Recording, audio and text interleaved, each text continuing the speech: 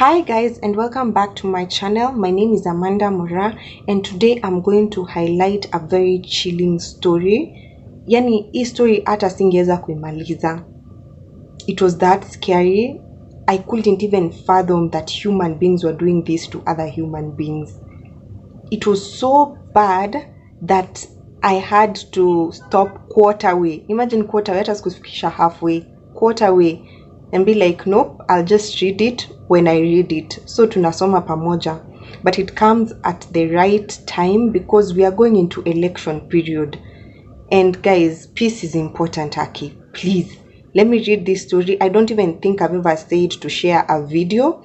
Please share this video. Share it in your social media platforms. Share it anywhere you can share a link to this video.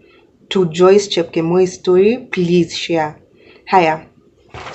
Without further ado, let me read it for you. She is urging youth to avoid being misused by politicians. Dead in quotes, post-election violence victim, now a devoted peace crusader. Let me see if I can show you. Here. That's Joyce.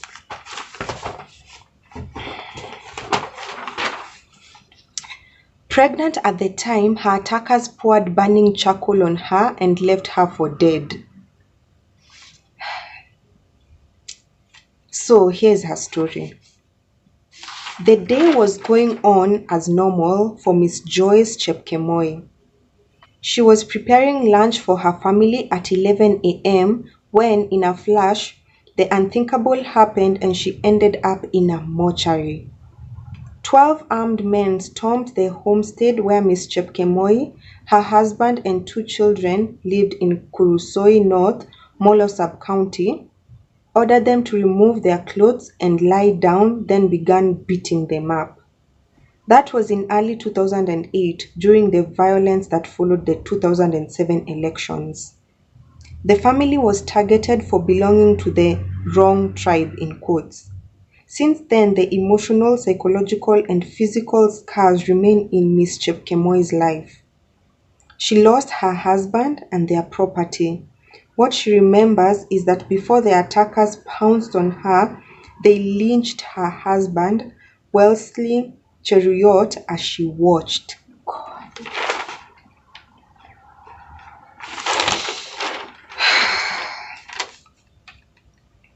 They ordered us to say our last prayers, telling us that their only assignment was to finish us. We tried asking them what wrong we had committed, but they just responded that we had voted for the wrong person. They started with my husband, they beat him up and then started mutilating his hands, private parts, and then they chopped off his head as I watched, says Miss Chepkemoi. God. She was 8 months pregnant at that time, but without mercy, her attackers descended on her with machetes. They chopped off her 2 fingers. Then they took the jiko she was using to cook lunch and poured the burning charcoal on her, then left her for dead. I lost consciousness and only regained it 3 days later, finding myself in a mortuary amid cold bodies. I was in so much pain and hungry, she says, adding that she raised her voice asking what she was doing in a maize store. She even woke up disoriented. The only thing I could hear were people talking from outside.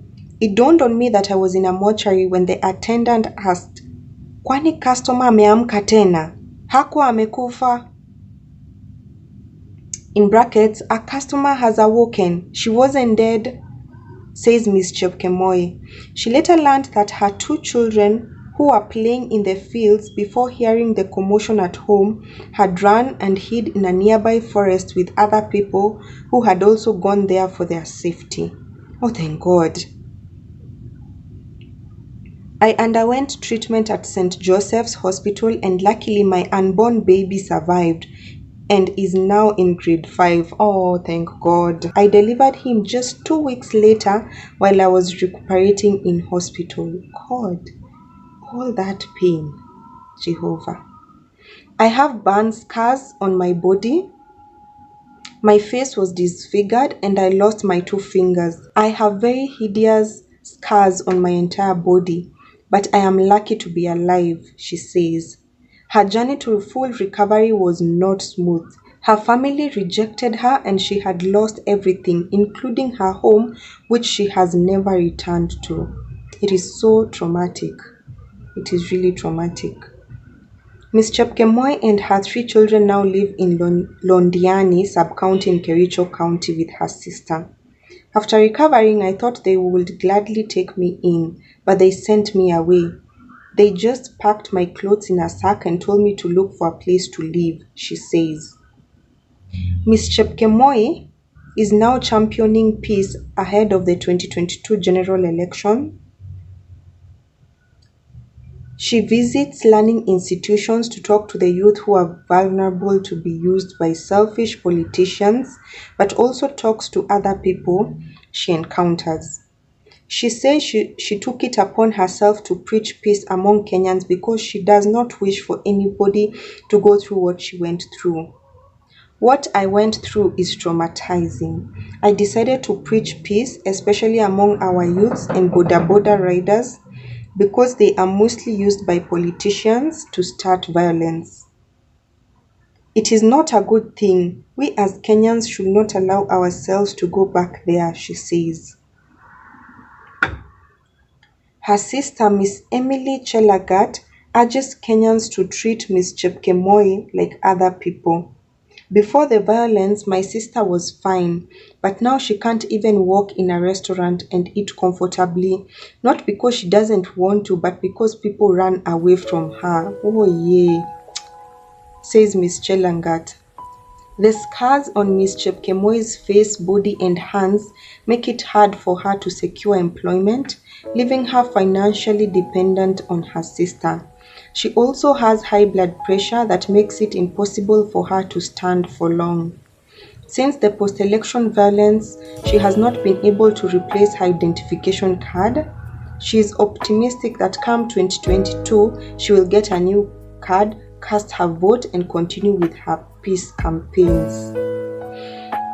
And that's her story. Guys, please, let's preach peace. Aki, let's preach peace. Share this video as widely as you can in as many platforms as you can, because people need to hear such stories to know that such things happen or happened and that they should never happen again, you know. Hiya, that is it from me. Bye bye. I'll see you in my next video. Please subscribe. Thank you. Bye.